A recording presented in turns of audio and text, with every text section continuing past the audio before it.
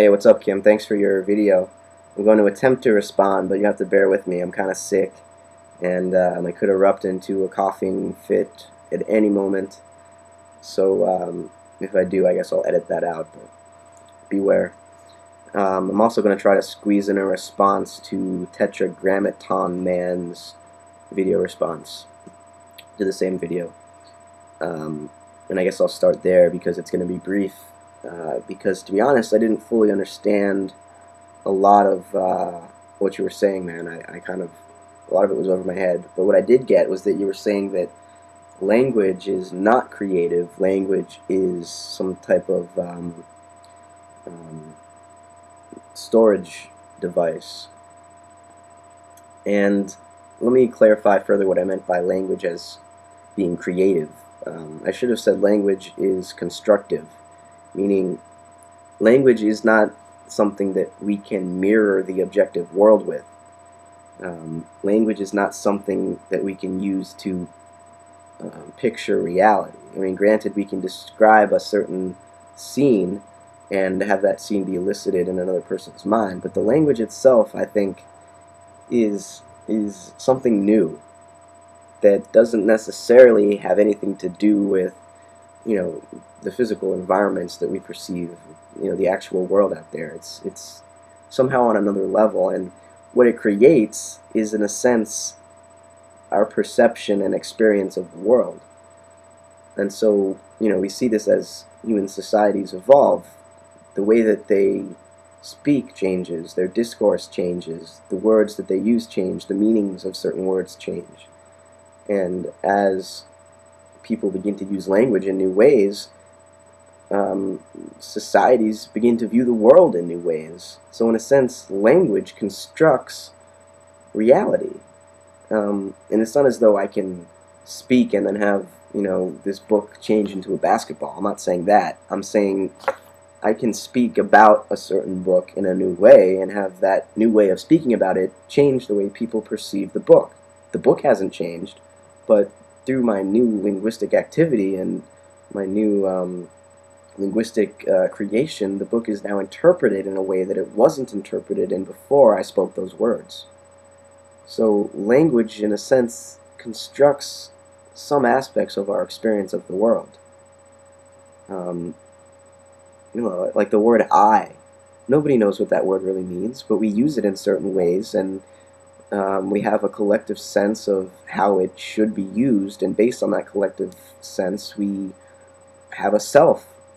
But if that collective sense of how we use the word I did change, and I would expect that it would change because it always has changed. What it means to be a self today, what it means to be an I today, is a lot different from what it meant to be an I 500 years ago, and a whole lot different from what it meant to be an I 10,000 years ago.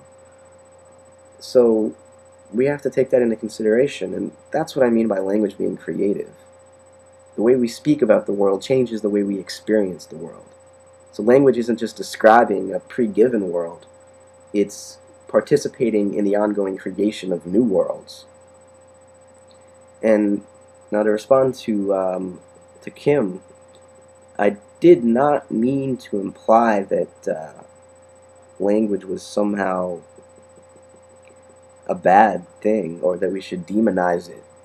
I was just trying to point out that it isn't what we think it is, and that to make an objective claim about the world in itself using language is not really possible, because language is not mirroring the world. It's participating in the creation of a world, so the way we describe things affects the way we experience them. So how can we then be objective using language to describe the world? I don't think we can. I mean, in certain simple cases, I can say that these are post-it notes, and that is an objective description of the world as it really exists in itself. But I'm talking about more complicated, more abstract uses of language. Language used to sort of describe a person's worldview, and not just to label certain objects in the world. Labeling objects in the world can be objective, but I could just as easily call sticky notes instead of post-it notes.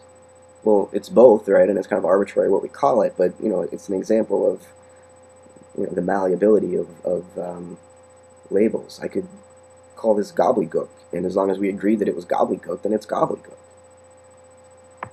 But that's a silly point. Anyways, about consciousness, what you said about it not necessarily being a bad thing, that consciousness is a product of the process of chemical and electric reactions in the skull. It's not necessarily a bad thing. You're right. The issue is I don't want to come to any firm conclusions about this that are, in a sense, abstracting us out of the actual situation, because so often with philosophy we build these conceptual structures and then we forget the actual world in itself. And granted, a lot of times the actual world in itself is very difficult to articulate, but after we have articulated a particular model of what the world is, we have to be careful not to take that model as the reality, as the actual world of experience, which, we're always unconsciously doing, but we can become more aware of that process. And what I was really trying to get at in this video, in the chemical language video, was the experiential awareness of the fact, the physical fact, that whatever I am that's moving this body around and that seems to have control over my fingers and over my lips and tongue and vocal cords to produce the speech that I'm emitting right now, whatever that is, as soon as my brain stops receiving oxygen, it ceases to occur.